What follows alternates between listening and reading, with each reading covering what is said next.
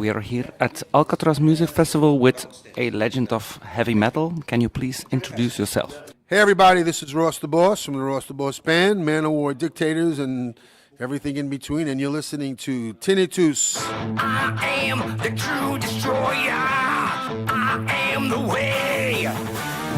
Blood, death, wrath, destruction. I die.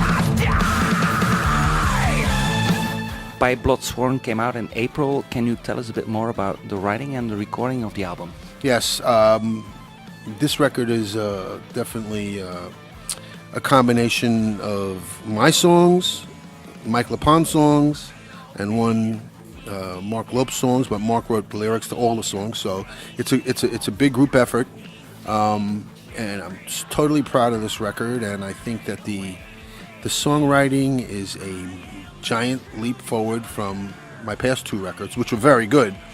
But I think that By Blood Sworn is a classic record. I'm gonna, I'm not like the one that says it's classic because I've made what people think are classic records before. But I think By Blood Sworn is going to go down as one of the greatest. I really do, and people are talking about that in that way already.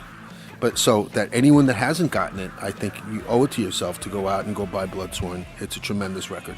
You made By Blood Sworn with three new band members. There's Mike LePond, who on bass, who joined in 2016. Mark Lopez on vocals since 2016 as well, and Steve Bolognese on drums since 2018. Yes.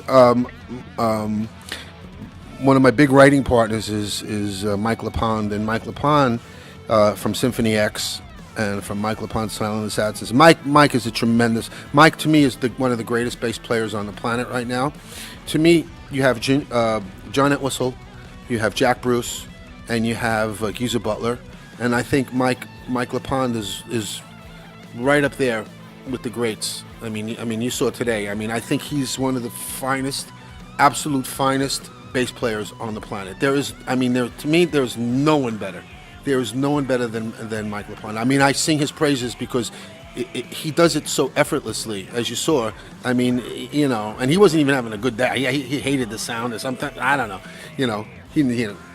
His monitors suck, but I think that Mike LePond is, and we wrote a lot of songs together, and he wrote Fistful of Hate, that great song that you heard today, Fistful of Hate, and he's one of the greatest, and loved Manowar, and so when he had the opportunity to come join the band, and Symphony X wasn't doing anything, so I go, you're in, don't worry about it. So I hope Symphony X doesn't do anything. Yeah. No, but Mike LePond, I can't tell you how great he is, and then our singer, Mark Lopes, and I saw him, he actually opened for a Ross the Boss with the other lineup, and he opened with the other band, with an opening band, and I saw him sing, and I go, whoa. I'm like, wow. And he immediately caught my attention, and I'm like, I said, wow, that guy, he was singing some Accept song or something like that, and I saw a passion, I saw stage presence, I saw an ability that was just, I don't know. To me, it was very scary. I think how good he is, and so obviously, when I needed a singer, he was the first guy I called. I said, I'm getting him. I know it. I have a seventh sense about singers, and I knew it about Eric Adams, and I know it about Mark Lopes, and I know that he's definitely one of the best. Yeah. Now, I mean, he's not the typical power metal singer, yeah, but that's okay. I mean, his heart, he's 100% metal through and through. I mean, his work and his work ethic is just absolutely stunning. And I mean, you saw it today. I mean, how good he is. I mean, he's just insane. It's amazing. I mean, Yeah. So, and then finally we have on drums. Originally, it was my nephew Lance Lance Barnwell that played on the record, but Lance, he's a guitar player. And he wanted to do his own thing on guitar. And I said, Lance, go do your thing on guitar. So Steve Bolognese was the first guy I called because I played with Steven in Death Dealer. And we did 2 records. I'm there, boss. And so he came. And so now we have, I think, one of the finest lineups in heavy metal. Yeah. I really do. And I think that we're hard to beat now. I said the Ross the Boss band is you can't beat us on stage. It was certainly very solid today. I can't argue with you. Yeah, I mean, and we hadn't played in 3 weeks. I'm not making any excuses, but tomorrow night at Leyendas is going to be. Yeah. Tomorrow they're gonna get their asses whooped so bad, but today was really good. I thought today was pretty good. It was certainly a lot of fun. Yeah, everyone had fun. The songs come through, and that's pretty much what people want. They want the songs, and they want to sing along with the songs. Yeah. If we're a little rough around the edges because the band hadn't played in 3 weeks, I don't think people really give a shit. The ending was triumphant. Battle hymns. I mean, come on. Yeah, come on. Yeah. You have stated in interviews that you did not want a singer that sounded exactly like Eric. What are, in your opinion, the main differences between the singing of Mark and Eric? You also stated that now it's the Manowar music you had in mind. I didn't want Eric Adams again because there was only one. If I went around the world trying to chase another Eric Adams, I'd be like, it would never happen. Because there's only one Eric Adams, and to us, I mean, to me and Mark and us, I think he's probably the greatest heavy metal singer of all time.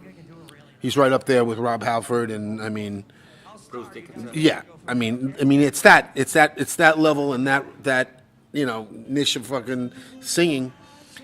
Mark, I think Mark is right up there. I think if Eric Adams is 1A, I think Mark is 1B. I really do. No one will ever be 1A. And Mark will be the first one to tell you that he worships Eric, worships him. I just wanted to, and Mark adds his own thing. He adds his own edge to the music that I think that's very great. I think he brings a lot to the table, especially with the new record, which is all that really mattered to me is how great he would be on the new record. His lyrics and stuff like that. So, but I think we've won on every level. I think we've won as playing the Manowar songs, and I think we've won as a new group. So I mean, I can't be any happier at this point in my life after 30 records. I'm extremely happy, and I know D is happy too. We were talking about that backstage before. I said, "Man, you go back a long ways, man. Jesus." Can I imagine? The 70s, holy shit. Yeah, I came to the press conference this afternoon and he was really happy as well about. Was he? Yeah. Yeah, he should. Yeah, he's great. It's great.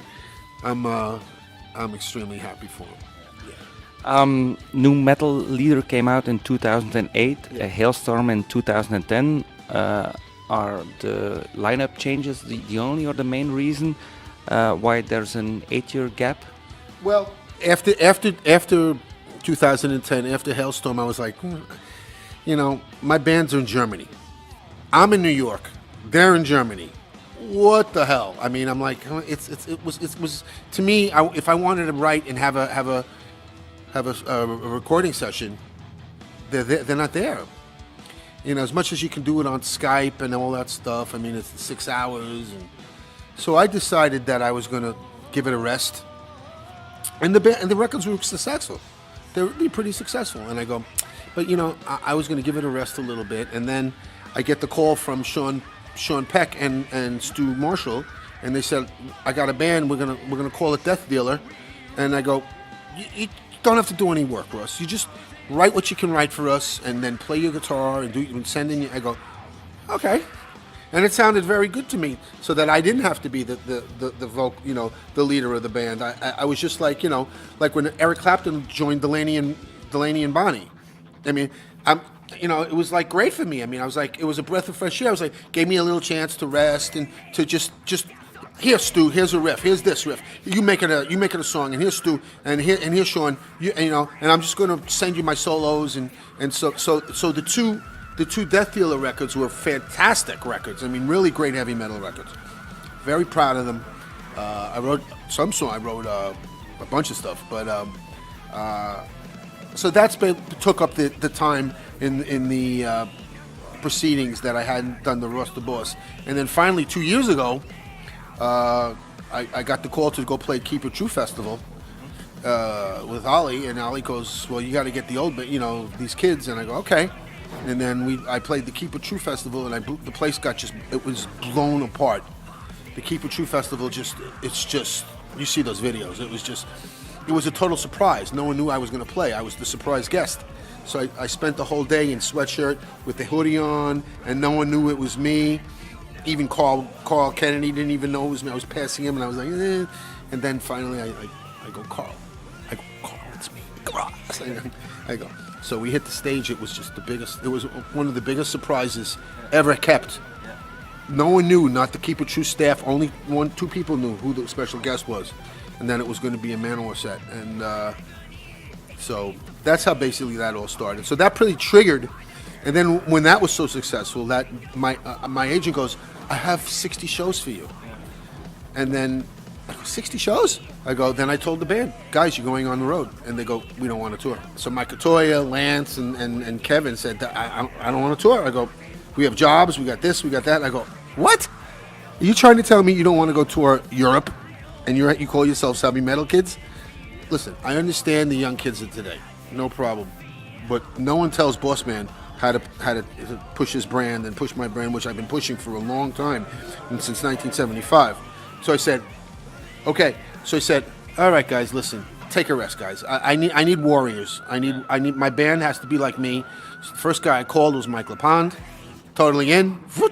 Next guy I called was Mark Lopes, as I told you in the story, and then we had Rhino. And then Rhino came for a little bit, and then we have the new drummer. Yeah. So that's how we got to here, and then so now everything is rolling like great. And AFM picked up last year, and AFM came to see us in Hamburg, and AFM picks up the option, and so here's the third record.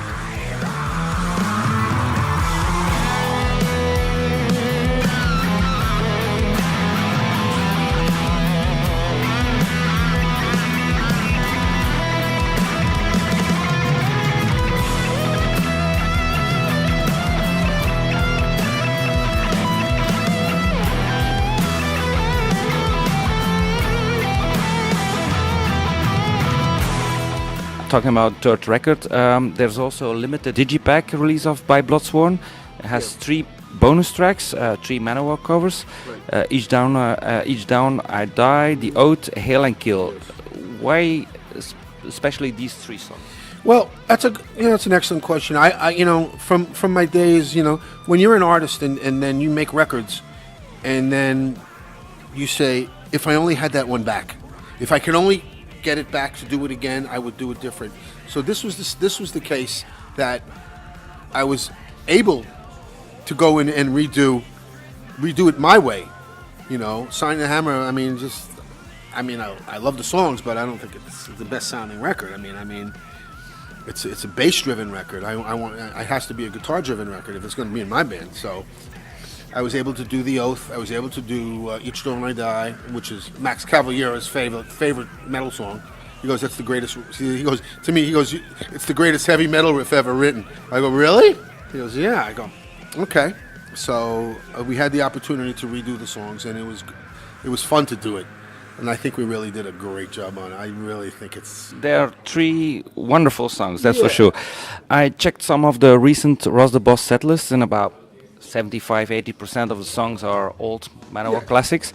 How do you decide on a set list? Even though I totally love the old Manowar stuff, I would also love to hear a song like Dead Man's Curve, which you don't play. No. Really, that's a good point. I'm not playing anything off the first 2 records, but in the fall, It's a shame. It is a shame. But something has to give with the time limits that we're given. We had 50 minutes today. What am I going to do? Well, I have to play the new album. We did 2 of the new album, and you got to play Battle Hymns, you got to play Hail and Kill, you got to play Sign of the Hammer, you got to play The Oath, you got to play, Blood of the King.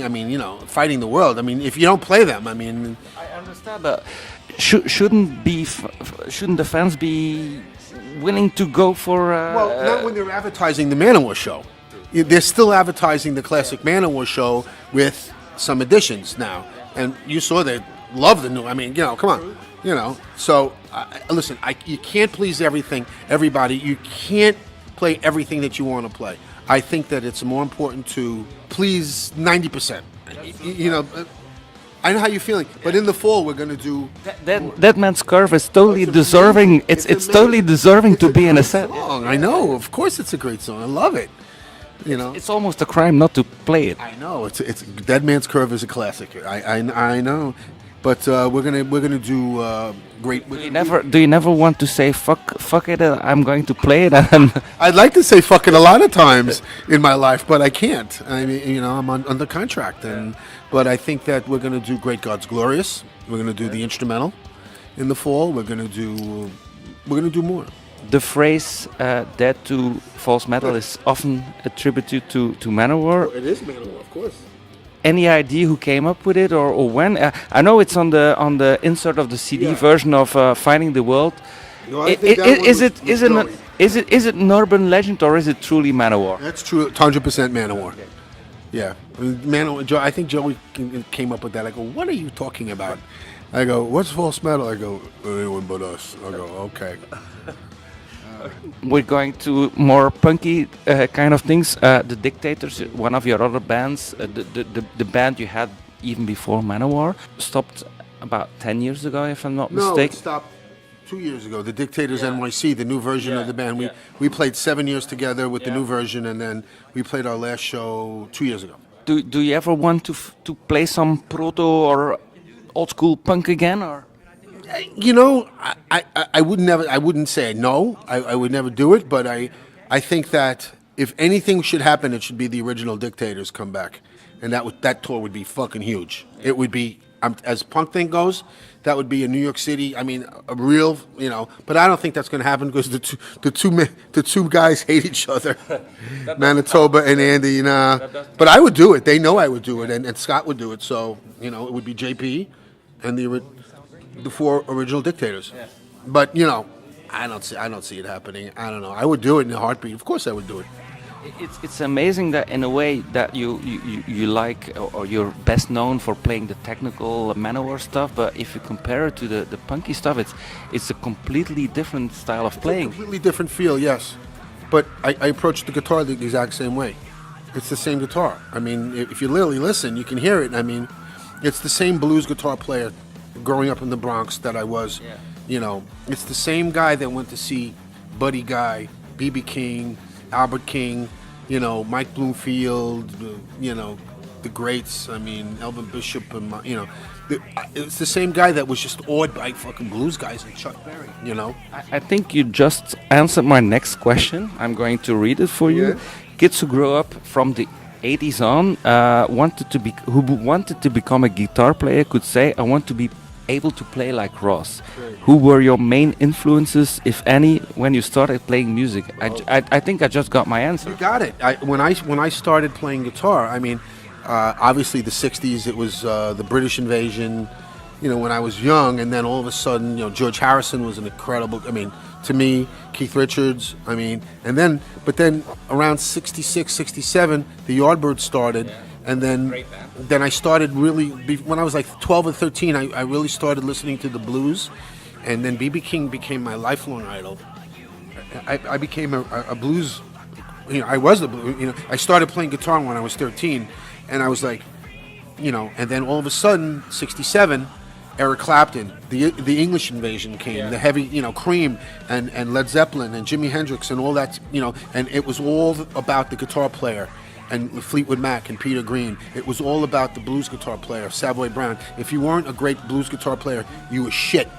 That's how the band was judged. If your band didn't have a great blues guitar player, if you, with the English invasion of blues guitar players, Jimmy Page, Jeff Beck. I mean, if you weren't like there, if you didn't know the blues, you were a piece of fucking shit. And that's the way I still think. I mean, I think any great guitar player has to be a blues guitar player, and my roots are, go down to 1930. I mean, you know what I'm saying, to the Delta, and Robert Johnson, so yes, absolutely, yeah. And do you think that most of the modern metal guitarists still know the roots? No, not a chance. And that's what really grieves me the most about the whole thing.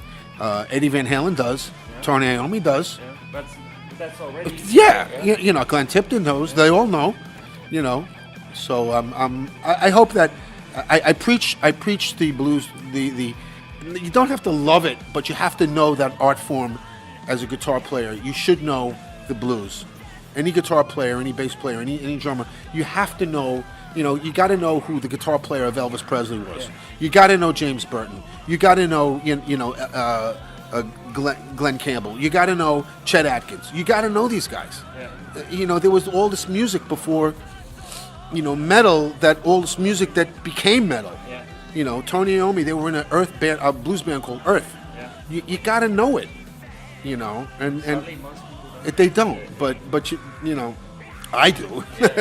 I'll keep flying the flag. But I have time for a last question. Is it an option to one day do a cover album with some of the tracks of the roots of blues, like Willie Nelson, stuff like that? That's a tremendous question. Everyone asks me. The only thing that I haven't done that I really want to do is make a blues record, and that's my next project, and that's what's going to happen.